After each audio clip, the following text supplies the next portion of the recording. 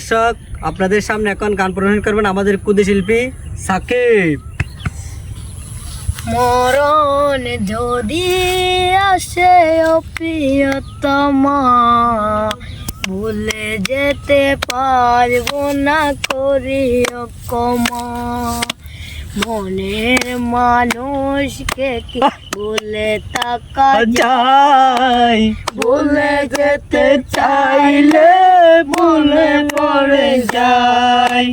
না পাওয়ারই মাঝে আছে বেদনার সুর, ভুলে যেতে চাইলে বাসে তোরি মুখ। না পাওয়ারই মাঝে আছে বেদনার সুর, ভুলে যেতে চাইলে বাসে তোরি মুখ। মনের মানুষ যদি ভুলে থাকা যায়, ভুলে যেতে চাইলে মনে পড়ে যায়। মরণ যদি আসে ও প্রিয়তমা, ভুলে যেতে পারবো না করিও ক্ষমা। ভুলে যেতে পারবো না করিও ক্ষমা। মনের মানুষকে কি ভুলে থাকা যায়? ভুলে যেতে চাইলে মনে পড়ে যায়। মরণ যদি আসে ও প্রিয়তমা, ভুলে যেতে পারবো না করিও ক্ষমা। কন্টেন্ট নিয়ে হাজির হলাম, যা হতে সম্পূর্ণ ব্যতিক্রম। হ্যাঁ, তো কথা না বলে শুরু করা যাক। একদিন একজন ম্যাডাম ক্লাস 1 পরীক্ষা খাতা কাটতে বসলো। খাতা কাটতে কাটতে এক পর্যায়ে উনি চোখে জল চলে আসলো ওনার চোখে। হ্যাঁ, তখন ওনার স্বামী বলল, কিরে মিসেস, তুমি কান্না করতেছো কেন? তখন ম্যাডাম বলল, একটা ক্লাস 1 পরীক্ষা একটা রচনা আসছে, রচনার নাম হচ্ছে মাইশ। তো ওখানে কান্নার কি হয়েছে? স্বামী বললো, তো ওখানে কান্নার কি হয়েছে?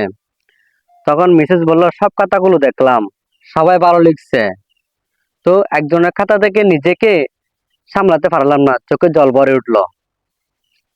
তখন ম্যাডামের স্বামী বলল, আচ্ছা দেখি ওই বেবিটা কি লিখছে। তখন মিসেস রচনা পড়তে শুরু করলো। আমার ইচ্ছে আমি স্মার্টফোন হব। আমার বাবা মা স্মার্টফোনকে খুব ভালোবাসে, তারা যেখানে নিয়ে যায় সেখানে স্মার্টফোনটাকে সঙ্গে করে নিয়ে যায়, কিন্তু আমায় নিয়ে যায় না। আমার মার যখন ফোন আসে তখন আমার মা তাড়াতাড়ি গিয়ে ফোনটাকে রিসিভ করে, কিন্তু আমি যে সারাদিন কান্নায় করি আমার কাছে একটুও আসে না। আমার বাবা সারাদিন স্মার্টফোনে গেম খেলে, কিন্তু আমার সাথে খেলে না। আমার বাবাকে যদি বলি, বাবা আমার একটু খুলে নাও না, কিন্তু আমায় খুলে নেয় না। অথচ স্মার্টফোনটাকে সব সময় আবার বাবা খুলে রাখে। আমার মাকে গিয়ে বলি, মা মা চলো না আমার সাথে একটু গিয়ে খেলি।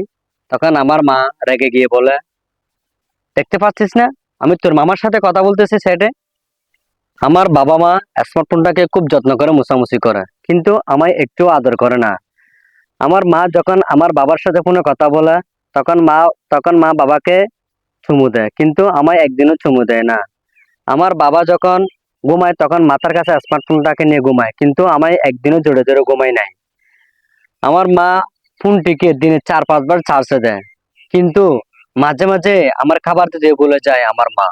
তাই আমরা সবাই স্মার্টফোনের প্রতি আসক্ত না হয়ে ছেলেদের প্রতি যত্নবান হই, ছেলেদেরকে মানুষ গড়ার হাতিয়ার বানাই।